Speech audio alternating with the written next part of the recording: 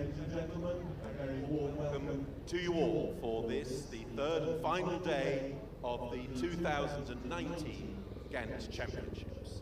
And we're delighted to start off today with a ladies' preview match before the two featured matches for the main trophy. While the players are warming up, gives me a first opportunity to explain the format of the competition. We've been under a number of helicopters this weekend.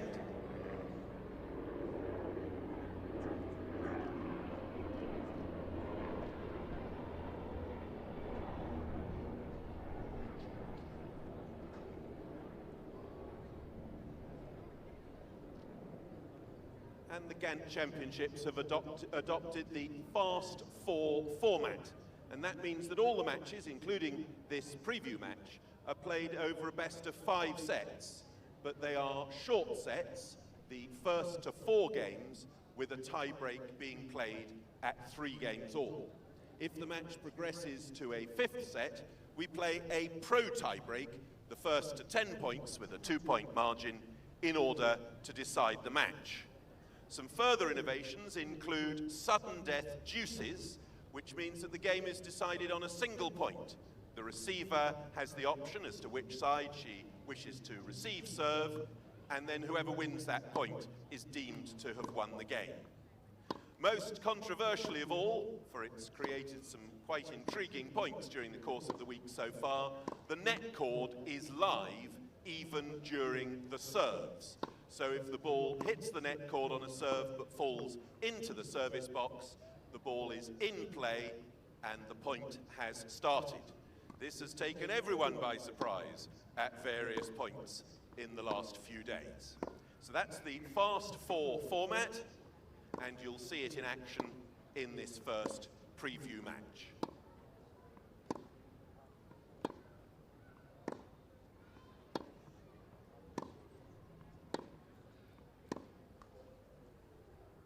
So welcome if you're joining us on our Facebook link up for the commentary of this first preview match.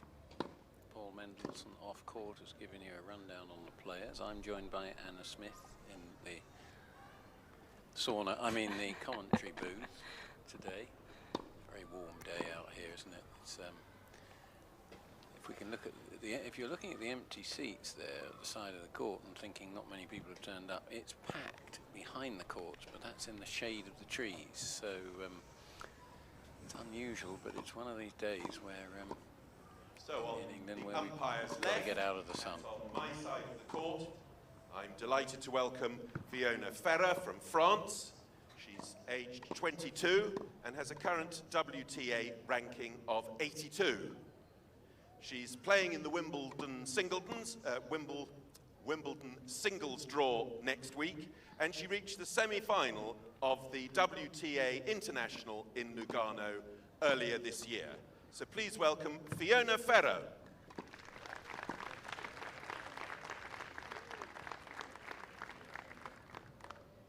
And her opponent to the umpire's right is just 16 years old. She's from Russia, and she is Oksana Selekhmeteva.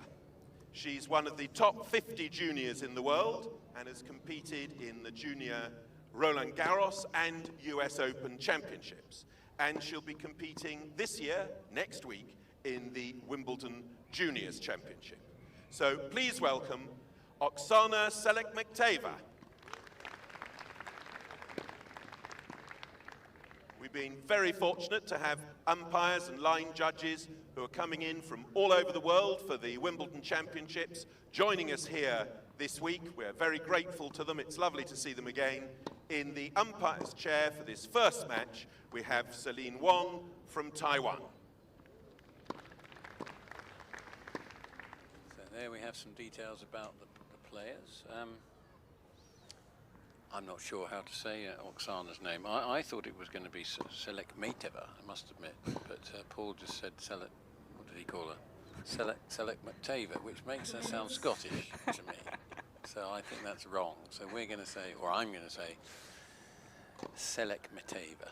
And I think I'm just going to go for Oksana to be on the safe side. Yeah, and Fiona Ferro, of course, we can say, French. And so, Anna, the first female match we've had of this champs. It's nice to see, isn't it? Nice to see the girls out there. Yeah, it's a shame we haven't had a couple more women's matches, but it's nice to get one on this beautiful day. So Fiona Ferro is in the Wimbledon draw. And she's got a fairly tough first round. Elise Mertens, I think she's up against in the first round, 21st seed, so that'll be a tough opening for her. Yeah. Rank, but the women's game is very kind of even now, isn't it? It's anything can happen really, in almost in any match. Exactly, and I think especially at you know, the first rounds of slams, there's always upsets on the cards, and you know, she definitely has the potential. I've seen her play, and she has a great game, so Elise is going to have to be on top form. Ladies and gentlemen, Ms. Fiona Ferro to the left of the chair, won the toss and chose to serve. So although it's not part of the Now v Next format of this tournament, it is very much, it fits that bill, doesn't it? Because it's a 16-year-old against a 22-year-old, and somebody already on the tour and somebody hoping to break through. Oksana Selekhmeteva's world ranking is 660. So, but that doesn't mean that there'll be much difference. It just means she's got to work her way through, doesn't it, and pick up points. Yeah, of course. It also depends a little bit on how many senior tournaments she's been playing as well. Maybe she's been concentrating a little bit more on juniors, so that could be a reason why her ranking is a little bit lower, but she obviously is a top 50 junior, so she knows her way around the court. Yeah.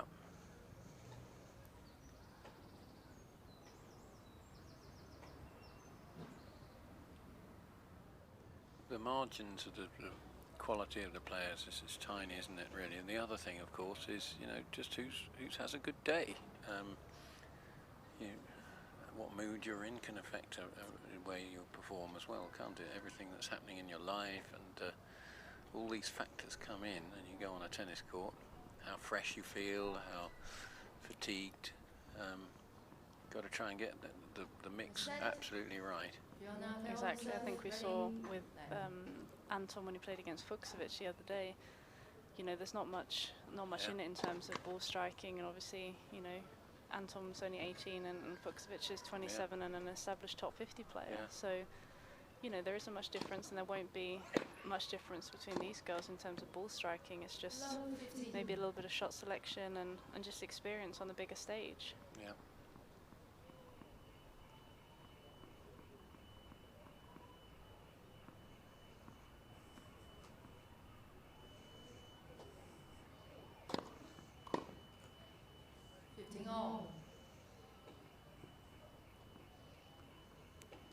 Well, I have to confess to not watching them that closely when they're warming up, and I'm wondering whether one of them has a single-handed backhand. I don't think so.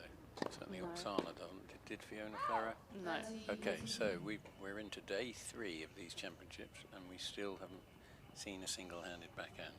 And I don't think we're going to either today. No. Who else have we got? Looking at the order of play. We've got Dustin Brown, no. Riley Well, Opelka. Occasionally he... occasionally he does. If we want an occasional he does a headstand backhand. occasionally.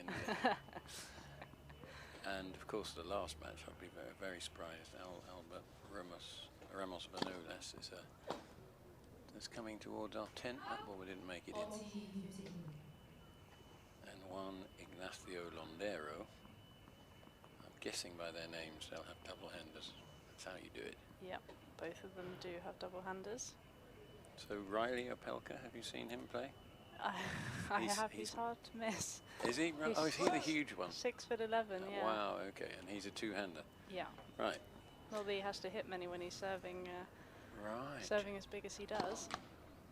Oh, there it is live. That's an ace, because it's the let cord is live. So if you tuned in wanting to watch a single-handed backhand, you'll have to watch me hit up somebody a bit later, because I do have a single-handed backhand. Oh, do you? Yeah. You can be giving me some tips. Yeah. Well, I wish it was the strongest shot but it isn't. It's steady. I rely, like a lot of the players, I rely on the forehand to belt the winners. Do you mix in the occasional slice as well, or? Oh yeah.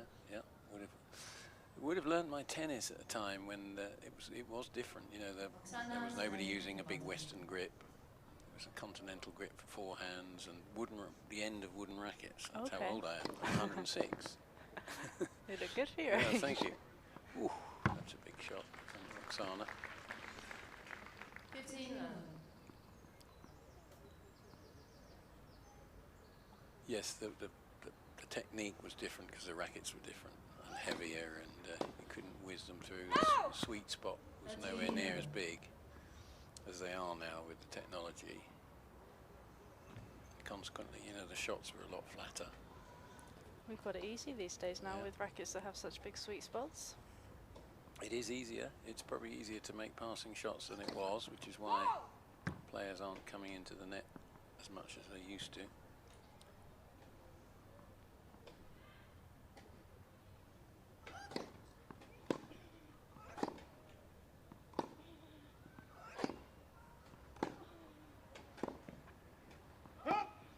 They gave Mark Philippoussis a wooden racket and said, right, serve down, see how fast you can hit it.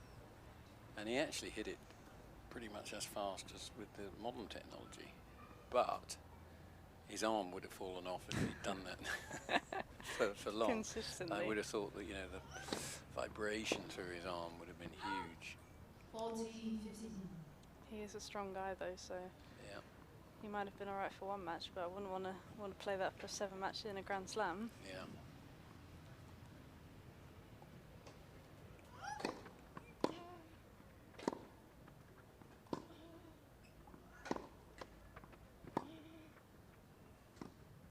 Vicious slice there. Oof. Some good slice backhands in there. We were talking yesterday about the slice. It's a shot that's more effective on grass, isn't it, than on the other courts? I think it can be effective on all surfaces. It's obviously especially on grass when the courts are low bouncing, but on the same time I think it's a good variation, especially on other surfaces as well, because especially in the women's game you see so many girls kind of basically just hitting big balls from the baseline and not wanting to vary anything. Yeah. So it's quite a good tactic to use to mix it up a little bit, and you often see a slice thrown in and an error from one of the girls. But there's less pace on it, so sometimes it holds up, doesn't it, as well? So that if someone who wants to hit it hard, they've got to generate that pace from the swing, and they can't just use the pace that's already on it to punch it back. So it can be effective from that point of view as well. Exactly, and I think a lot of the girls hit flatter balls as well, so they prefer having the ball at waist height rather than, you know, below waist height, so it's a little bit trickier for them, and they're going to maybe give their opponent a shorter ball. It's good news for Oksana to get off the mark, hold serve, and look, 16 years old, but it doesn't look like she's nervous in the slightest. 15 love. 16-year-old at this level has played huge amounts of competitive tennis.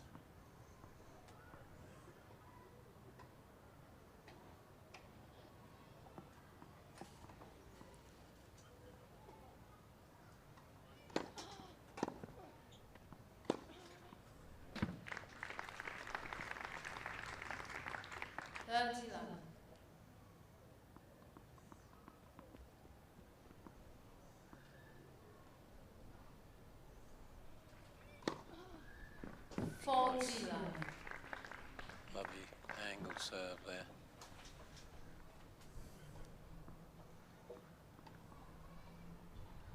Have a quick look at her service action, Anna. It's quite a high ball toss, so if it's windy, does it look like a high ball toss to you? You have a look now. Let's take a look.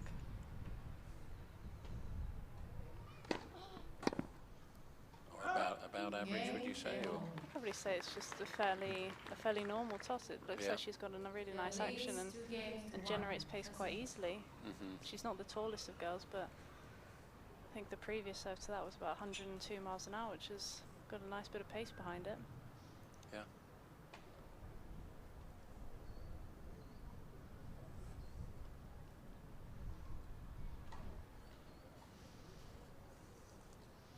I'm going to test your. One of the things you'll have to do if you ever commentate with me again is watch lots of old videos. Of things. God, you could have pre-warned me. Yeah, I about should have this. warned you. There was a player. Older listeners may remember, or viewers may remember, a French player called Françoise Deur, D-U-R-R, and it's worth digging out YouTube. I might get you to do it in a moment. Actually, have a look at her service action. It was not far off what your beginner second serve looks like when someone, you know, tries to whack the hell out of the ball on the first one and then just sort of pops it into court. It's almost, she dollied it into court. I think she made it to top 10 in the world. Oh wow. Yeah. Will. Françoise Deur, if you want to have a look at that at home. I'll try and find it.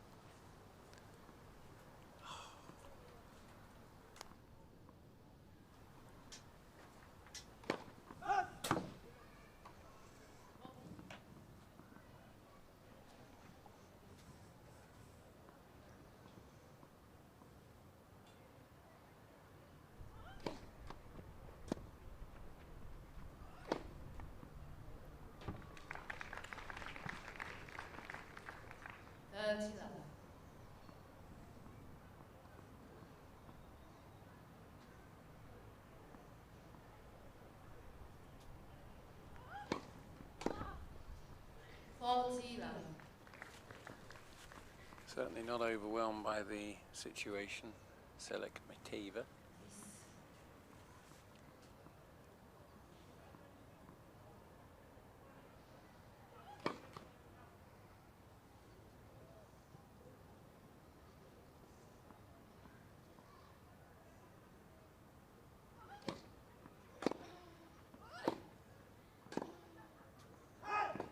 Game, Selekhmeteva. 2 games on.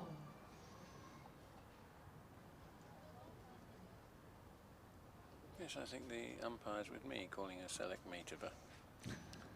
It is the only way to avoid her sounding like a Glaswegian lass. Selekhmeteva. She's playing a canny game there.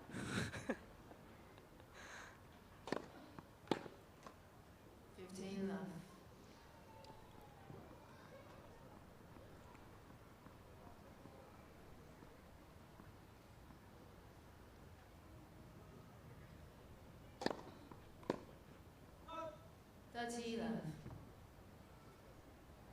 Both girls still struggling to find their range on the ground shots and the return of serve. And I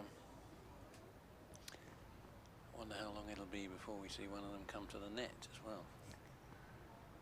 I think you might be waiting a little bit longer. Yeah. I think they're both fans of the baseline. Well, she's got to come in here, but it's a winner. Beautiful cross-court winner. 40 love.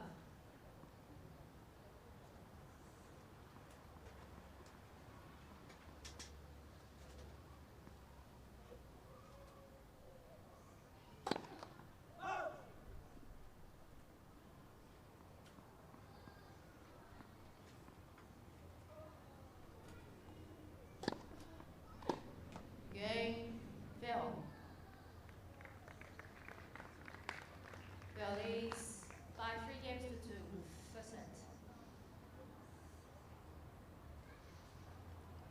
So 3-2 would mean the next service game is more important than it perhaps would be in an ordinary set, because if you lose it, you lose the set. It's a bit like being 5-4 down, isn't it, in the conventional set? It's first to 4, this. Actually, it's like being 6-5 down, in fact, because if you lose it, it goes to a tie break. So it means you can rattle through the sets a bit here, doesn't it? That's the format, the point of this format. Makes it a little bit more maybe spectator friendly.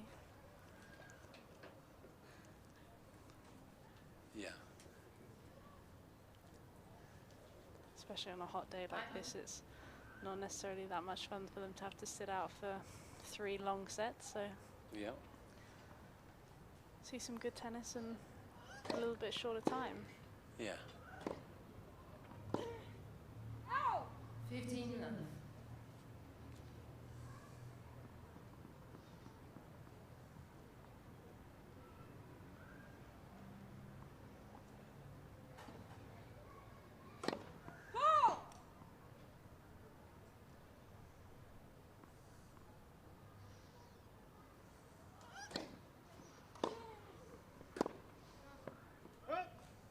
love. Slightly careless forehand there. She'd opened up the court nicely and then just pushed it long. This is maybe where you'll see the difference in experience here. Yeah. Ooh, that's crunched fairly hard. She's using that lefty serve. So hard to do anything on the grass court against that. Yeah.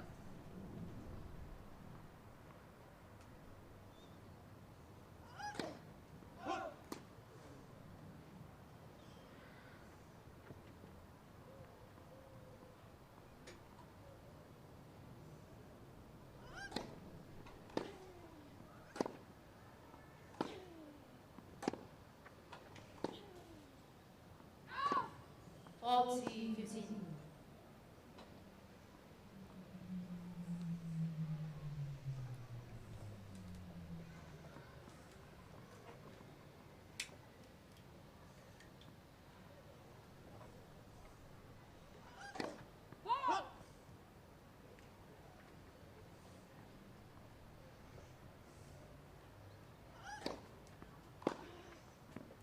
That's a beautiful return. Stepping in and taking it early. 40, 30. Didn't try and add any extra pace as well. Just use the pace from the serve.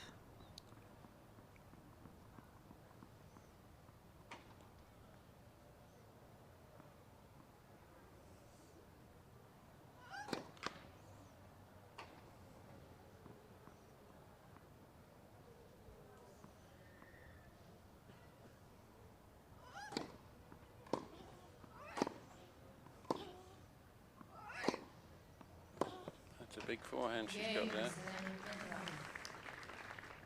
3 games all, first set, tiebreak.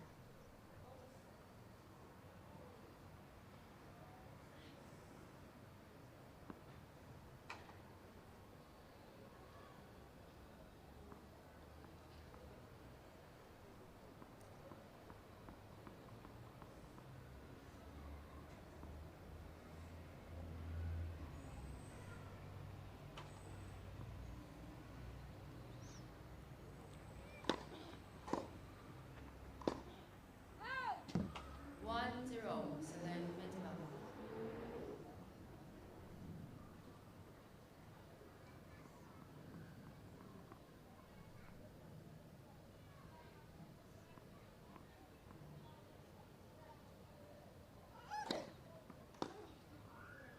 Two, 0, Selekhmeteva. Those dodgy bounces when it hits the line. Yeah.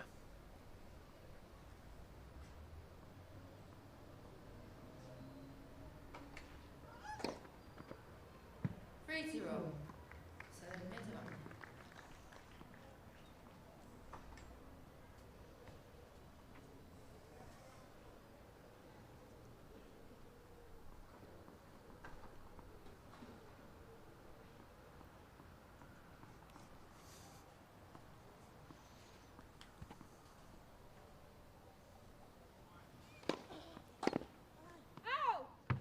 Three, 1, Selekhmeteva.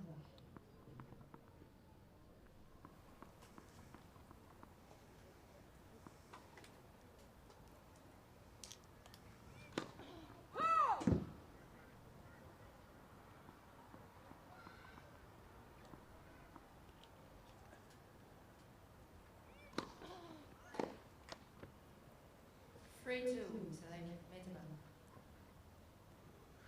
So normally you'd expect the ranked player, the 82 in the world, Ferro, to stamp authority in a tie-break situation, but at the moment she's struggling to do that. A lot of spirited, very aggressive Selekhmeteva. Not overawed one little bit. 4-2, Selekhmeteva. She's also got that advantage of having the lefty serve, and on grass Yeah. that's such an advantage. Being Yeah. able to slice it down the tee or swinging out wide on the ad, and Yeah. Fiona's struggling a little bit with those returns, giving her a lot of open court to aim into.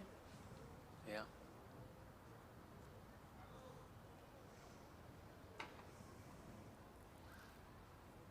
There's little place for being cautious really in tennis today. It's like the level, the depth is so much, everyone can hit it so hard, you've just got to come out all guns blazing really, haven't you?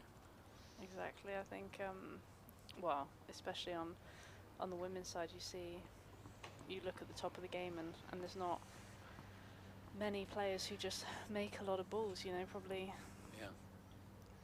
I don't know, maybe Halep's sort of one of the smaller girls who's a great mover and counter puncher, but you look at a lot of the rest of the top girls, and they just absolutely annihilate the ball. Yeah.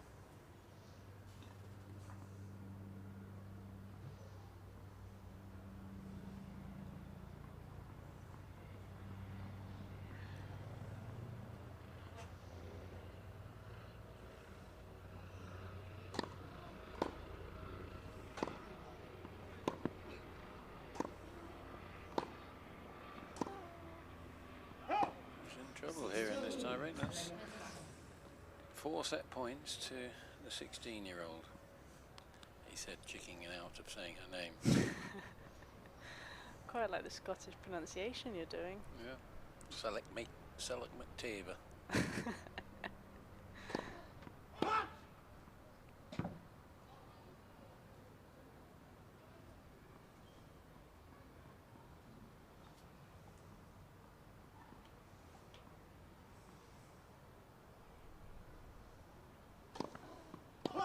In the first set, Well, Selekhmeteva by 4 games to 3.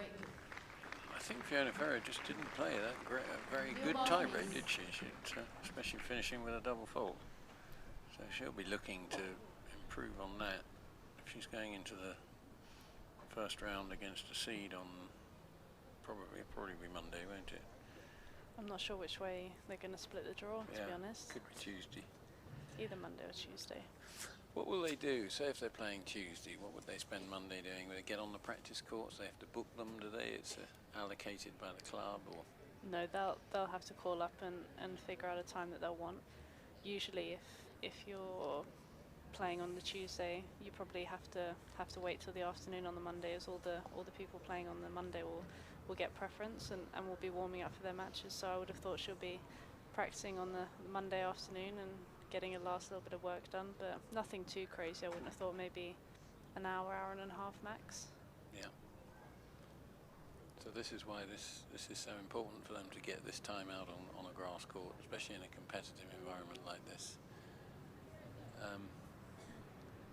Because they won't have played on grass very much, if at all, this year.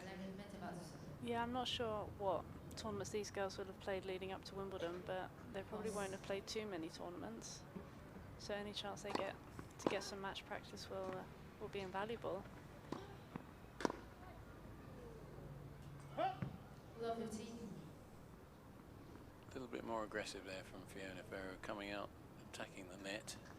Maybe she's realised that's what she's got to do a bit more.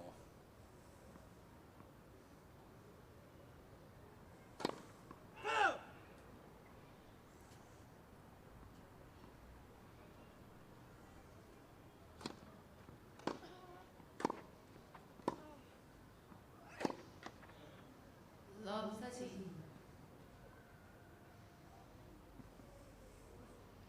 Bit of an opportunity then for Ferro to make the break.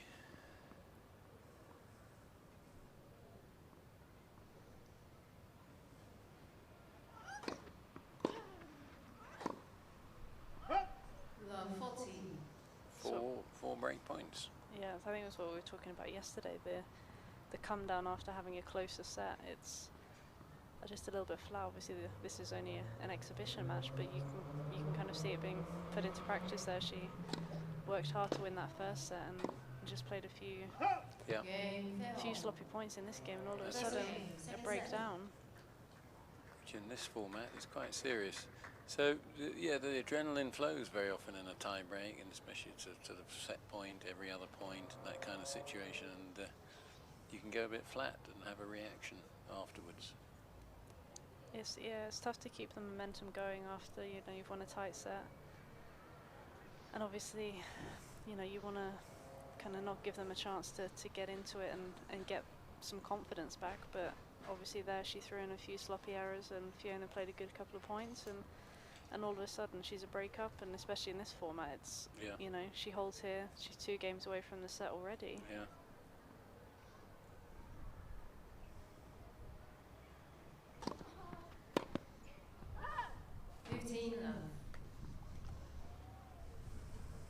It's so interesting how one gets used to playing the matches, and you get used to a set. And I remember having to play in a format recently where it was something like the first to 8 games or something, and you played something like 15 games and you just kept going, and it was like, so the idea was that you'd win kind of, you need to get to 10 or whatever and win 10-0 or something, or 10-5 or whatever, and I was get to 6-love, you wanted to go, or 6-4, you wanted to say, no, that's one in the bag for me now.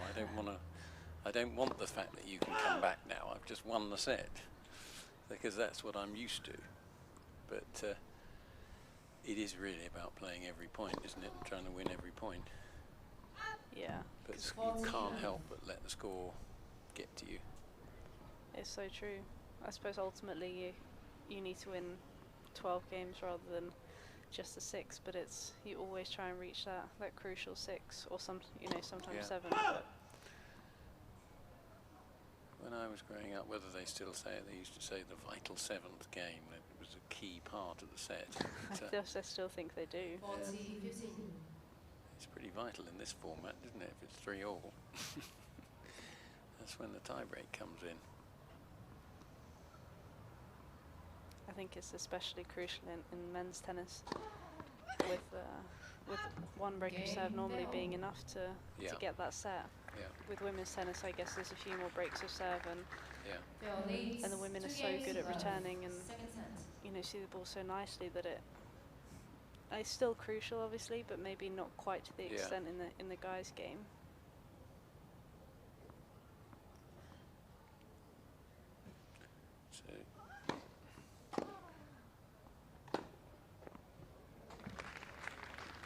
Fiona Ferro's got herself in a better position now. Anyway, she's got the break, got the hold to substantiate that lead. She'll be looking for another break and then trying to serve out.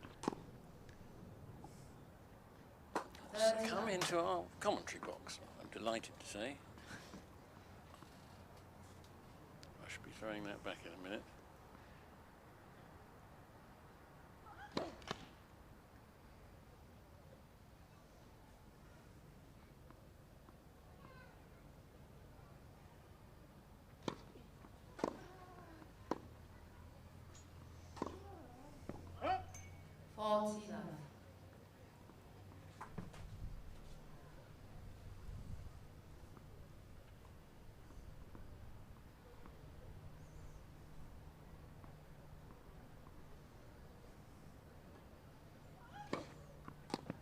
Better service game. So it's a shame she had that loose one at the beginning of the set, wasn't it? But she did come out and lost serve to love, having won the tie break. Just concentration. It's very difficult not to get down on yourself as well when that kind of thing happens. You play one very weak game, and you've got to try to set that aside, haven't you? Not give yourself a hard time over it. No, you need to try and be a little bit rational about losing that first game. Obviously, in this format, maybe it's a little bit different. Normally, you'd have a few more chances to break back, but obviously here it is hard because you only get maybe a couple of chances, and there's a lot more pressure on those returning games. But she came back well, and regroup there, and now she really wants to try and kick on. It'd be good to see her try and be a little bit more aggressive in this returning game and really put Fiona under some pressure here.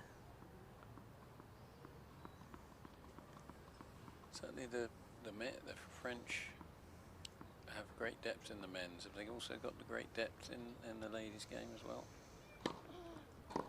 Yeah, they do. The French Fed Cup girls have always had a lot of success. You know, you look at, they've got Caroline Garcia, Cornet, Mladenovic, Ferro, Parmentier. They're blessed with a lot of strength and depth. Yeah.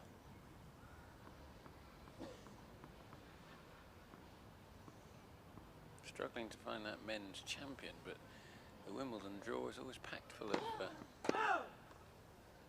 top 40, top 30 men, isn't it, Jenny? So many. They do. And obviously Andy's playing doubles with one of their top guys as well. No, she could well be broken back here.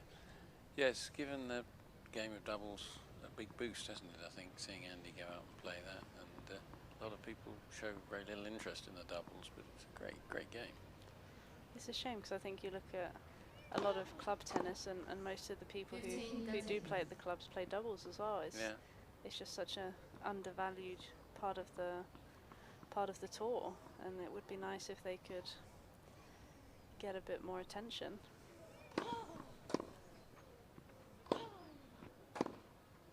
It's partly because a lot of the big names don't play in it.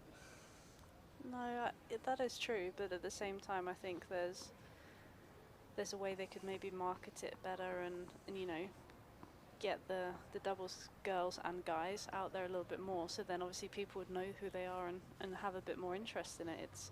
I think it's just a lot about the way it's been marketed and just the lack of attention that's been put on it. When I wander around Wimbledon during the first week outside courts or towards the end of the first week, I find some of the most enjoyable tennis I get to watch is the women's doubles. I love it. It's a great game. Find the men's doubles, sometimes points are quite short, the serve dominates, but you get some very good rallies in the women's doubles. Exactly. I think it's just something that the WTA especially has kind of undervalued a little bit. You know, they could put a bit more emphasis on women's doubles, and I think that brand of the game would gain a lot more popularity, and it's something that because the way the girls play the game these days, they're hitting it so hard, and but you can get the lobs get over the heads, and the rallies are kind of interesting. They have to build the points in an interesting way. It is a good game, particularly on grass, I think. And there's a lot of girls who have a bit more, well, especially the doubles girls, who have a little bit more variety in their game. They look to come forward a little bit more and poach a lot of the net. It's not just all cross-court singles rallies these days. There's a massive variation. Yeah.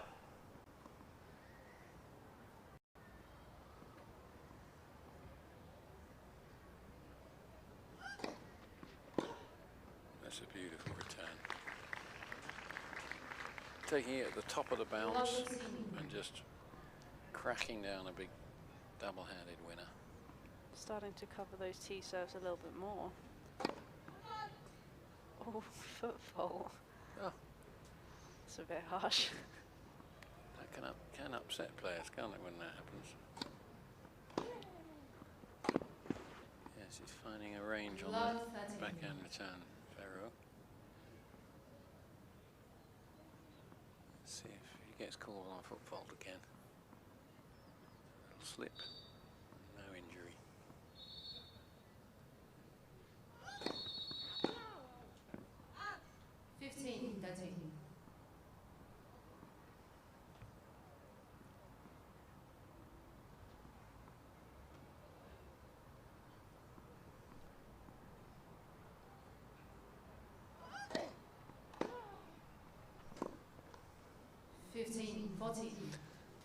So, normally you'd say 2 break points or 2 set points, but in this format we say 3 set points. So if it goes to deuce, there's a sudden death point.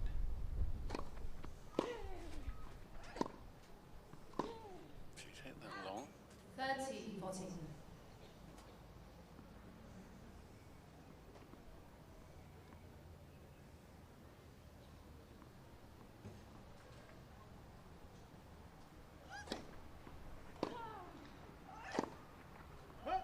Game and the second set failed by 4 games to 1. 1 set off.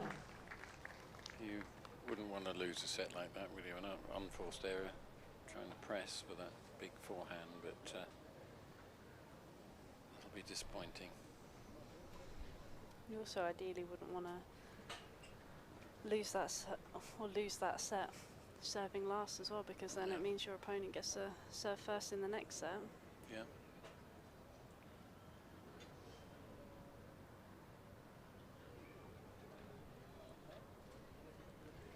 One might say that I was expecting to see something like a bit more like that at the beginning when I saw that she was 16 and didn't have the experience that Ferro had, but came out and played a superb first set, and then the errors crept into that set.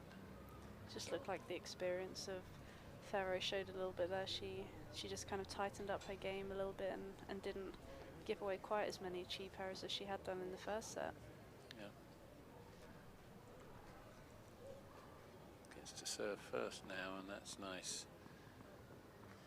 Nice to get your nose in front in a set, especially in this format. First set failed to serve.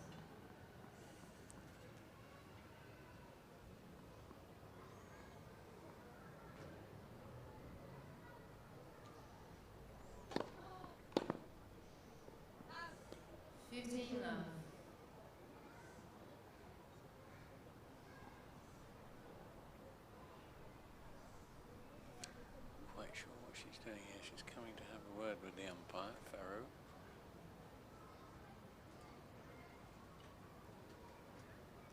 I don't know. No? Be interesting to hear what she said to the umpire there. Yeah, don't know what that was about.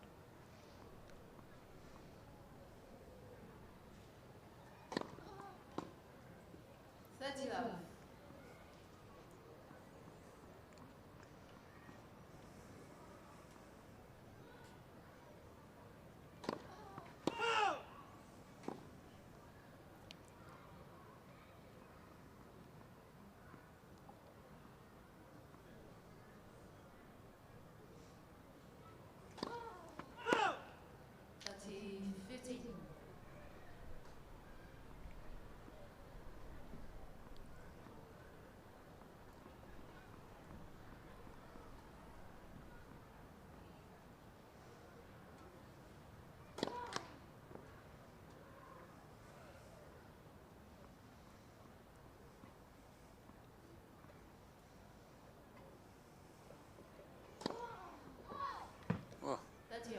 Get yourself 30 love up and serve 2 double faults. Wasn't part of the script.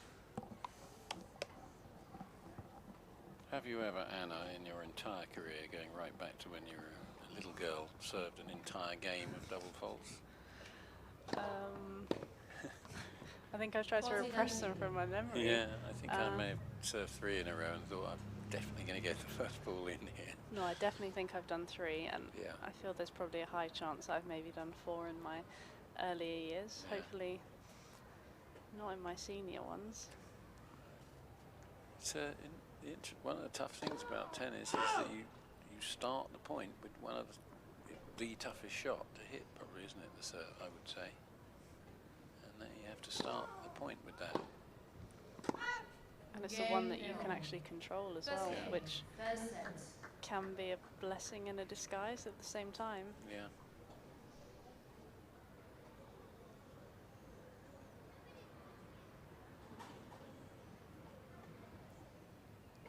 We do a lot of coaching in grassroots. I've just come up from a Tennis for Free site. So I formed a charity, Tennis for Free. We try and get tennis free in parks and put in free coaching for kids at the weekends. And I spent a decade going every Saturday and coaching, and it was one of the things we found it hardest to find the time for to serve, you know, especially when you've got lots and lots of kids on the court. People of all different levels. We used to get a bit an opportunity to practice, but if you really want to progress, so much technique you've got to get right. The grip is one of the things that most people who pick up a tennis racket and try and serve will not use the correct grip instinctively, will they? No, everyone, beginners tend to use the saucepan grip. That's right, try and whack it down, but we can see when we watch Oksana serve, we can see how they open up the racket face and they've almost got like a, so they can get the wrist whipping through to get that speed, which you can't do when you've got the frying pan grip. You can't get the wrist through in the right way, can you? No, Pronation. you literally can just pat the ball into the court. Yeah. And some people end up getting quite a bit of pace like that, but then they say, oh, we want it to be faster, and you go, well, that's it, you're at maximum pace now. You're never going to generate the extra pace you need with that grip. Or have the control. Yeah. If you just get it wrong, it's flying out and over the back fence. Yeah. The other difficult thing about a serve and changing a serve, particularly if someone who's playing a while, you make a change and the serve goes all over the place then, doesn't it? So it's like, because your muscle memory and everything is doing it the other way, and it feels so unnatural to make that change. That's it. Yeah, you have to be very disciplined, and I think it's the same with any shot that you try and change the technique of. It's like you said, it's the muscle memory that you have after practicing it for so many hours and hitting so many thousands of balls that it's very hard to change. And I think I read somewhere that it's about 10,000 balls that you have to hit to make a technical change to something if you want it to be ingrained, and obviously that's a lot of time on court that most of the players just don't have at any point during the season. So you've really got to buy into what the coach is saying and the changes and just persevere. And then of course, you know, most club players have just got a decision to make. I'd like to be a bit better, but I haven't got the time to hit 10,000 balls. So. Exactly.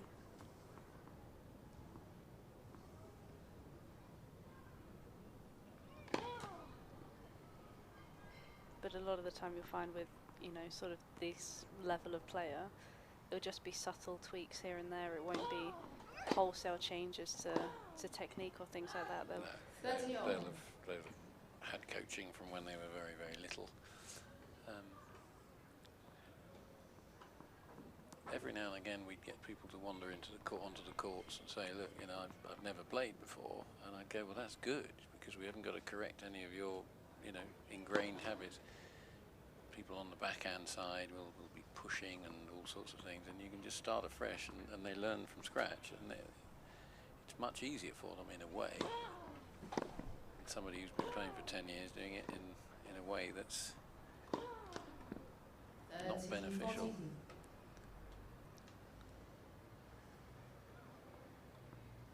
So, break point here for the Russian girl. First left-hander of the week as well, isn't it? I think so, but we're going to have another one. Ramos Vinolas is a lefty as well.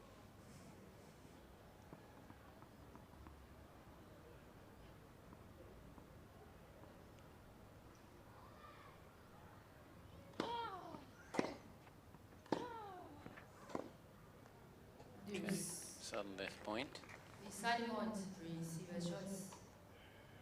Selekhmeteva will decide which side she wants to stand on. She's gone for the forehand court.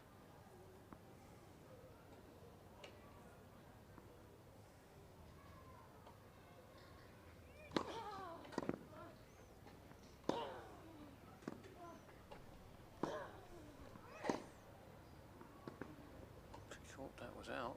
It wasn't called. Game Selekhmeteva. Whether we'll get a replay, let's have another look at that. Leads 2 games to 1. There we are, let's have, oh. Didn't get much time, but she did stop, didn't she? She didn't really play it out. Probably would have challenged that call if they'd had Hawkeye. Yeah.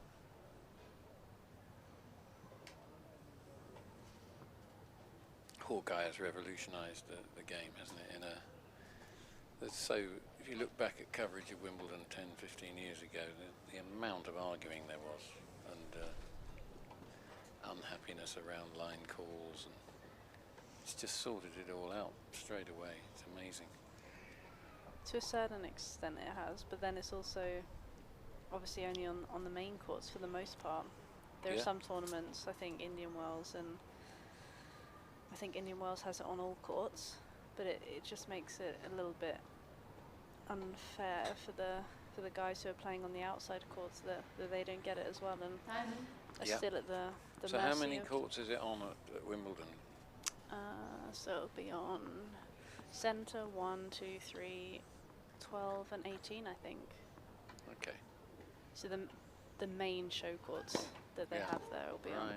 And so the other ones you do still see the arguments, do you? Yep.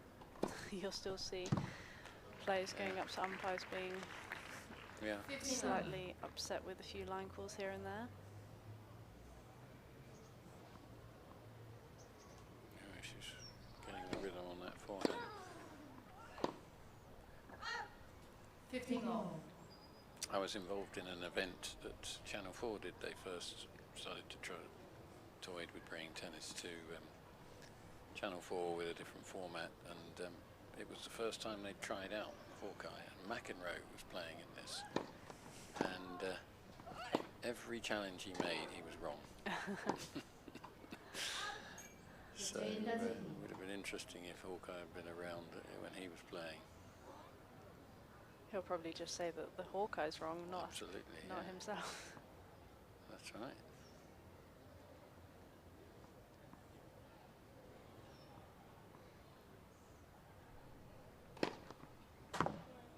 That's a let down the middle.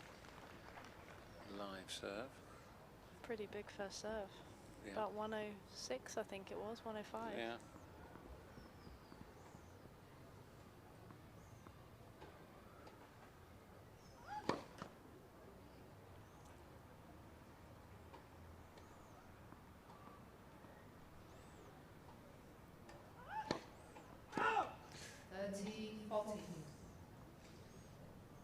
Ace followed by a double fault. 2 break points then.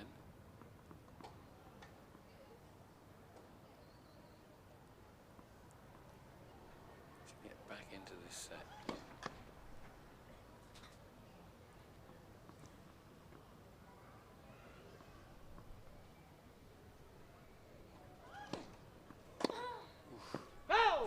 Use deciding points, receiver's choice.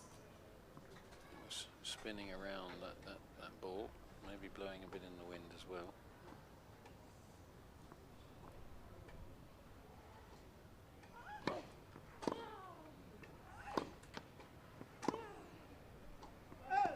Game Selekhmeteva.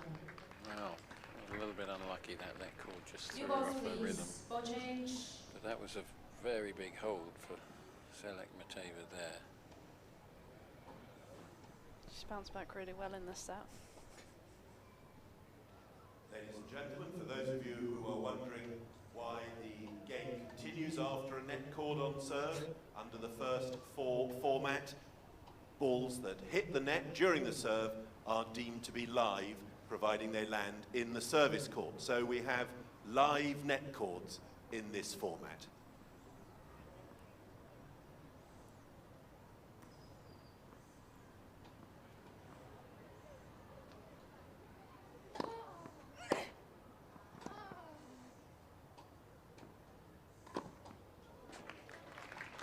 So there's Love 15. come out hitting it very aggressively, the Russian. It might be her turn to break again and then begin the next set serving. 15 all. That is what she'll want, especially with that lefty serve. She's been doing well recently with it.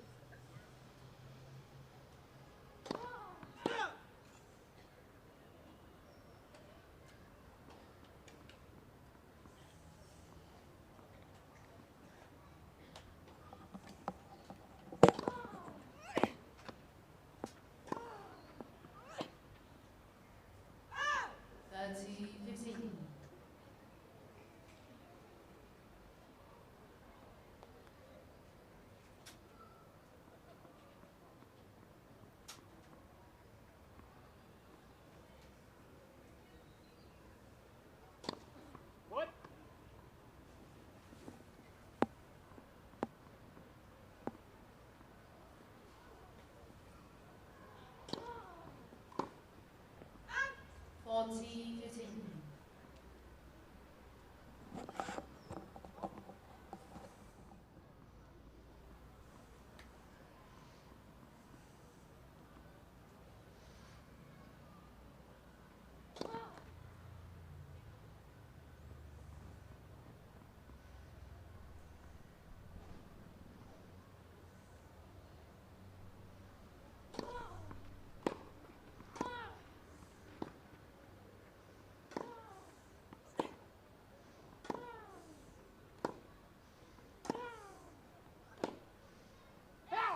Game, Ferro.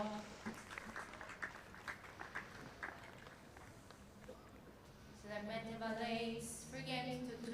Third set. So chance then for Ferro to hang in and get back into this set. The game hasn't quite come alive, has it? I get a feeling that both girls aren't playing their best tennis at the same time, and it's often when you get the best matches when both players hit their peak simultaneously. Yeah, it's been a little bit up and down from both, and obviously, like you said, they haven't probably been at their peak at the same time to really see what it would be like as a contest. Both have played well in phases, but maybe in the next set they'll both peak at the same time. Yeah. Or even now, she tries to get the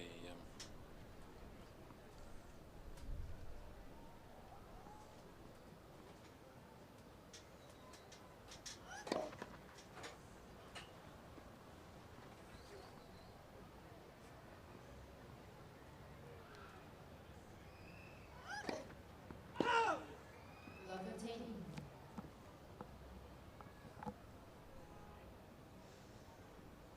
Not the way you want to start a game when you're serving for the set. absolutely not.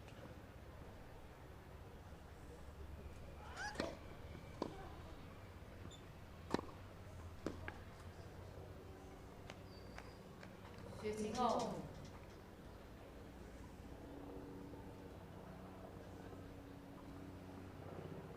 So important to try and get depth on that return of serve, but she's serving pretty well out there, making it hard for 30-15. Ferro. Just being smart with the serving placement as well.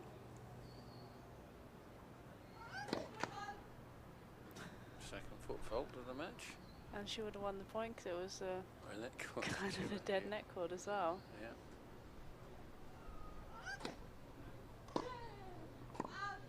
40-15.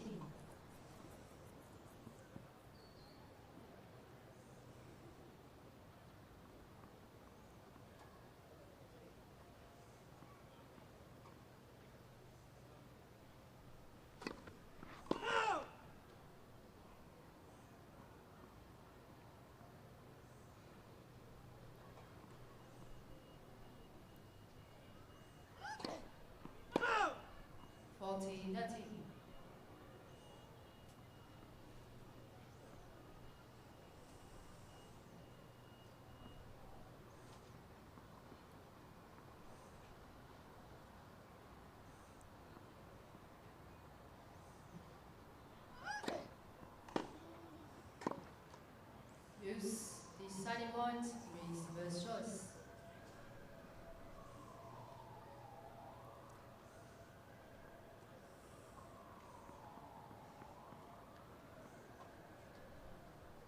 Interesting that she's chosen the ad side to receive a lefty serve.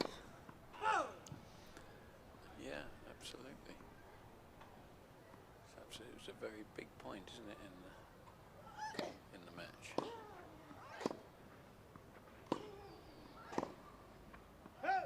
Game, Ferro. She's got herself back into a tie-break situation. So a lot of players won't want the lefty serve in the left-hand court. Why? Because it's swinging out that way? What's the... Pretty much. Yeah. It just doesn't seem to stop swinging, and it's Yeah. so hard to force yourself to cut off the angle and take it early enough for it to not be in the outside tram lines. 1-0. But she actually went for a tee on that. Yeah. on that first serve and missed it. I'm surprised she didn't go for the slider out wide, which has been giving her a lot of success in this match so far.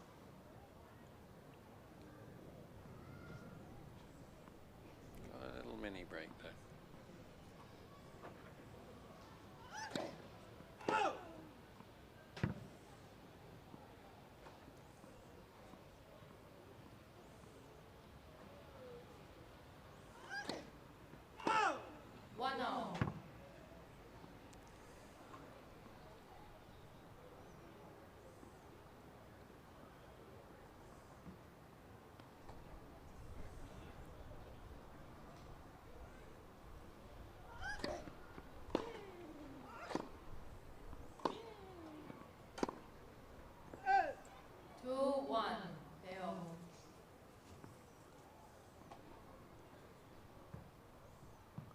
Got the mini break in the first point and then handed it straight back. And now's the mini break down herself.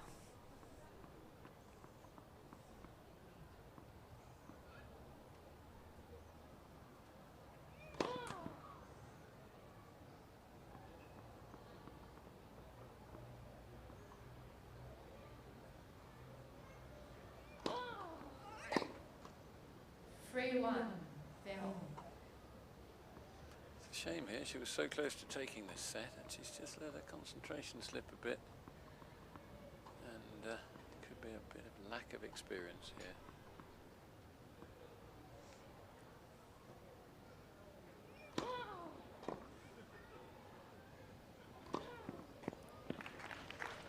You watched that one all the way, haven't you? So you get your timing right on that. 4-1, dropping out of the sky like that. Does that count as a 7 volley as well? I'm not allowing it. I think that's as close as we've gone to a volley in this match so far. It certainly was a volley. It wasn't the old-fashioned punch. It was a proper full swing, wasn't it? Drive volley, we call that.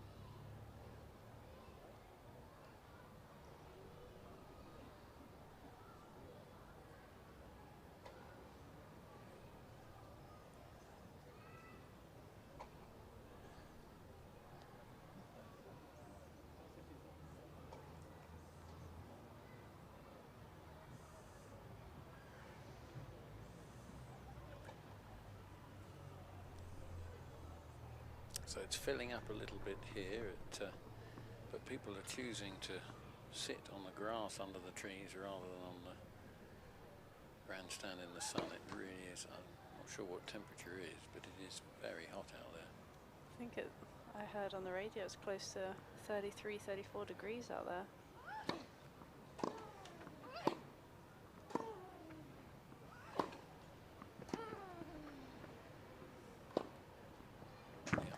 Hitting. 4-3, Ferro.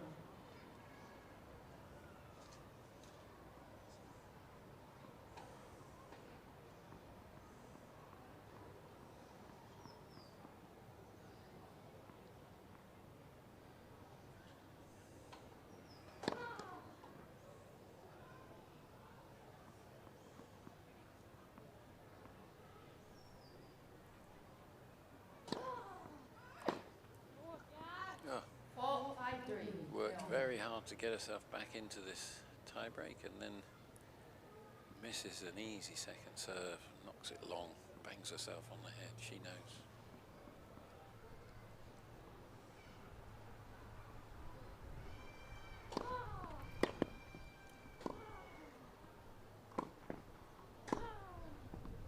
It's very nicely done, gives her 3 set points.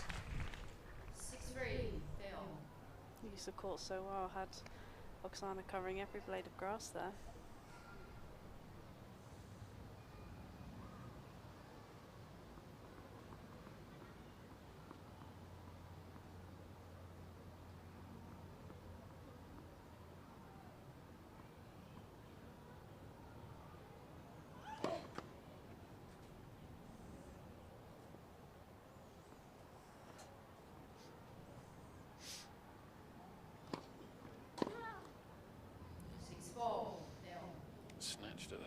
bit.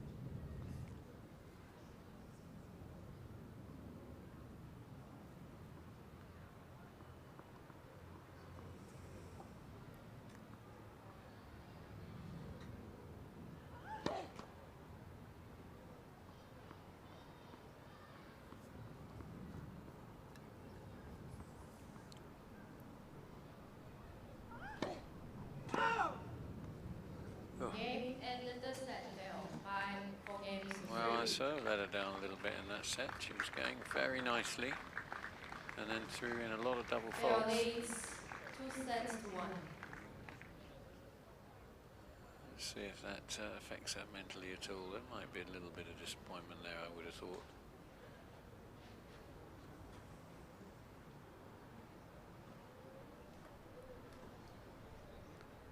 But Fiona Ferro just hung in there, stayed solid, didn't she?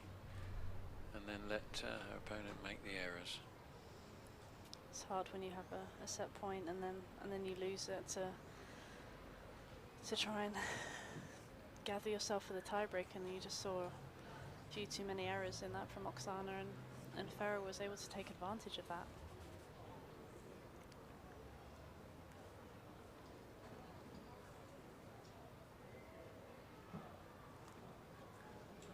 Yes.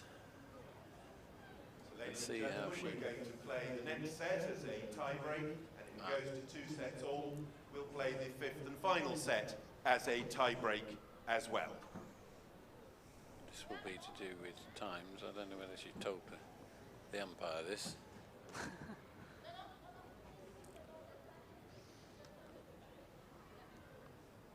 Was it a regular tiebreak we're playing, or a Champions tiebreak? They didn't say, did Fourth they? set, Selekhmeteva to 7. I think it's probably a regular, and then my feeling is if it goes to the final set, that might be a Champions then. That's my guess, but no one has actually told us. So this is a tiebreak now. I'm not sure the umpire knows this. Let's see what happens. It's another double. 1-0 Ferro. Oh, Yeah. she's on board. She knows what's going on. The players don't. Oh yes, they do. They're getting the hang of it. But that's about 5 double faults in the last 10 minutes from Selekhmeteva. 2-0 The last thing Ferro. she needed when she's a bit down and lost her rhythm is to have another tiebreak when everything's so intense.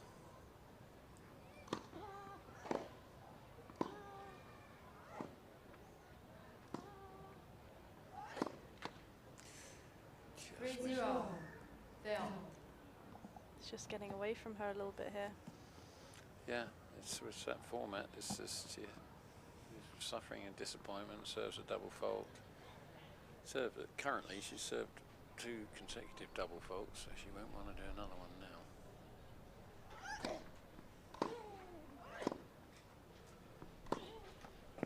3-1 Ferro.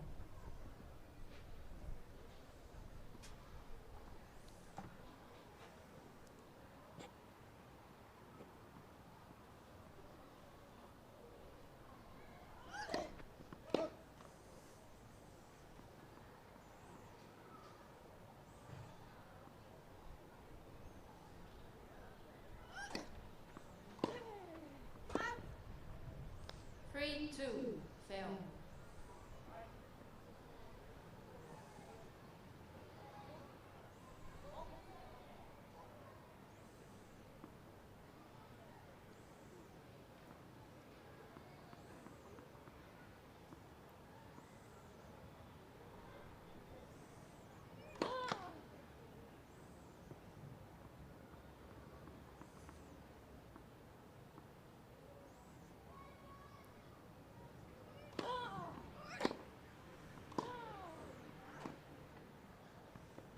That absolutely died. Hit the line and died. Come back well. But that one, I don't know when I will see that again, but it just hit the chalk, didn't it, and died. It had a heavy slice on it anyway. Ferro just couldn't get a racket on it. One of the perks of grass court tennis, if you hit a line, you don't know whether it's going to just completely die, just jump up a little bit. Such an unpredictable bounce. Yeah.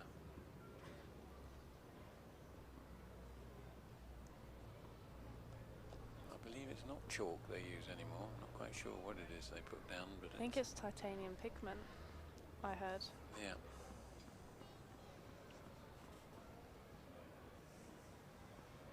At least they haven't managed to invent something that responds exactly the same as grass does.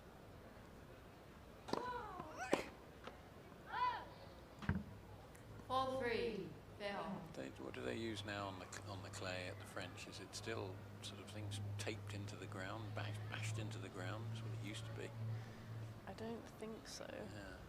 They used to get some funny bounces off that as well. I know, I played on courts with that and the ball just shoots off the line. Can go over your head if Yeah. they haven't nailed it down very well.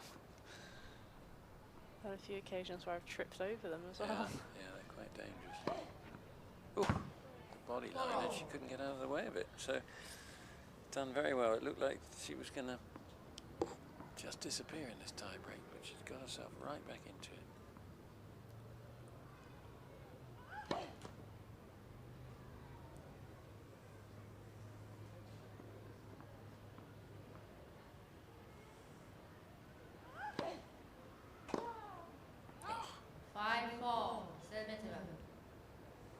Disappointing from Ferro.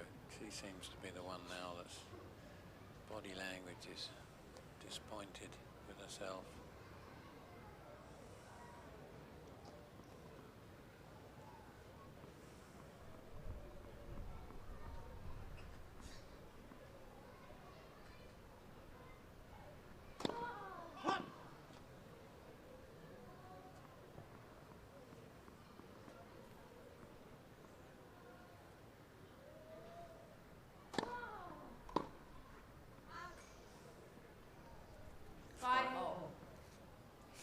Better second serve that time.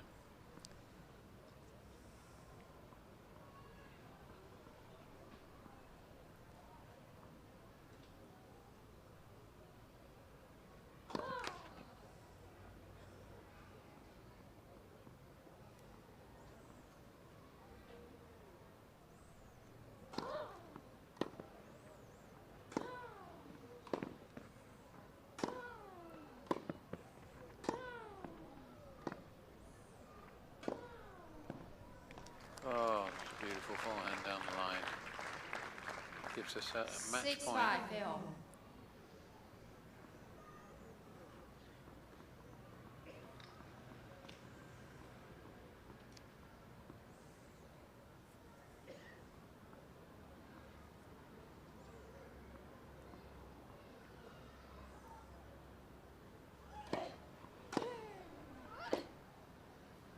And that's it, they miss it. It is a Champions tiebreak. Oh, well, they didn't tell us, so it wasn't match point. Apologies. So in a Champions tiebreak, it's the first to 10. So if Oksana wins this tiebreak, we simply have another Champions tiebreak to follow it. A little bit of confusion around the court. I don't think many people know what's actually going on, but we finally have caught up. 7-5, they change every 6 points in a tie-break. Not a huge amount of difference today, whether the sun is an issue for the servers, do you think? I think down this side for Oksana, I don't think it'll be an issue. Maybe for Fiona, when she's serving on the side nearest to where we are, it could potentially be, but they're both wearing visors and they'll be used to it, so I wouldn't have thought it should be too much of an issue.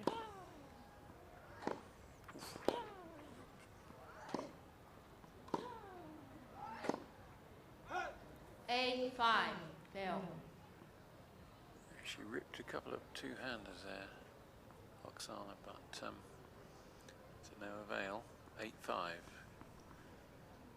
She's not looking impressed with herself.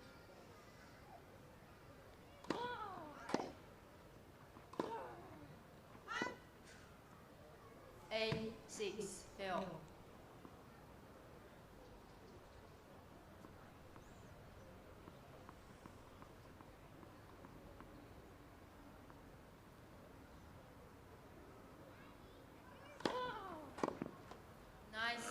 Good serve gives her 3 match points now.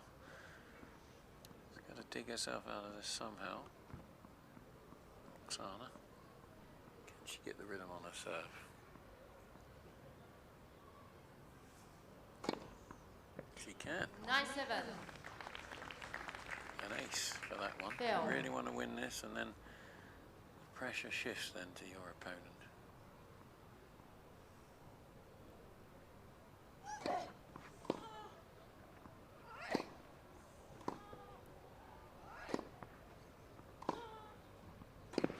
Oh. She's not going to get up in time for that one. That's it. Hope she's okay. She is. Gant Championships Ferro by 3 sets to 1. 3-4, 4-1, 4-3, 10-7.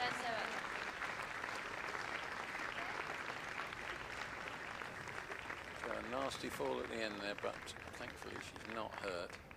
Ladies and gentlemen, we wish both these ladies the best of luck for the coming weeks. Please thank Oksana Selekhmeteva and Fiona Ferro.